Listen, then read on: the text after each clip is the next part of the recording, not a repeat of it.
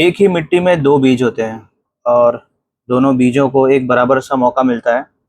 धूप बराबर मिलती है, समय बराबर मिलता है, बारिश अच्छी मिलती है। लेकिन एक बीज दूसरे बीज से ये बोलता है कि भाई मैं डर रहा हूँ, अगर मैं मिट्टी फाड़ कर बाहर निकल आया तो शायद मैं कुचल दिया जाऊंगा। और दूसरा बीज बोलता है, अगर मैं नहीं अपने आप को बाहर ला पाया तो शायद ज़िंदगी में वो अपने आप को जान ही नहीं पाएगा कि वो क्या था। तो जो पहला बीज होता है वो डर के कारण मिट्टी के अंदर ही रह जाता है, और जो दूसरा बीज होता है वो अंकुरित होने की कोशिश करता है, मिट्टी से फाड़ कर अपने आप को एक पौधा बनाने की कोशिश करता है। कुछ सालों बाद, समय बाद, वो बीज अंदर ही अंदर दफन रह गया, सूख के वो खत्म हो गया। और दूसरा जो बीज था वो एक बड़े से विशाल पेड़ का आकार ले लेता है, और बहुत लोग आके उसकी छाया में बैठते हैं। जो डर था उस बीज के अंदर, उस डर के कारण वो बीज अपने आप ही अपने आप को ख़त्म कर लेता है।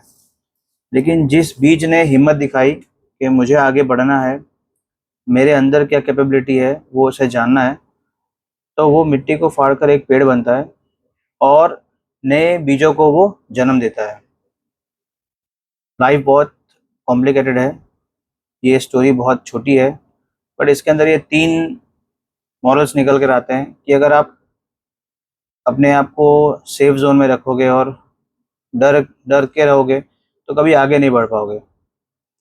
दूसरा ये था कि अगर आपको ग्रो करना है तो रिस्क लेना ही पड़ेगा, जैसे उस बीज ने लिया। तो एक बीज ने जो रिस्क लिया उससे वो अपने आप को ग्रो कर गया। और थर्ड जो था कि कोशिश नहीं करना। आप कोशिश ही नहीं करोगे किसी चीज़ के लिए तो आपको ये नहीं पता चलेगा कि आपके अंदर क्या है और आप किस एंड तक पहुंच सकते हो।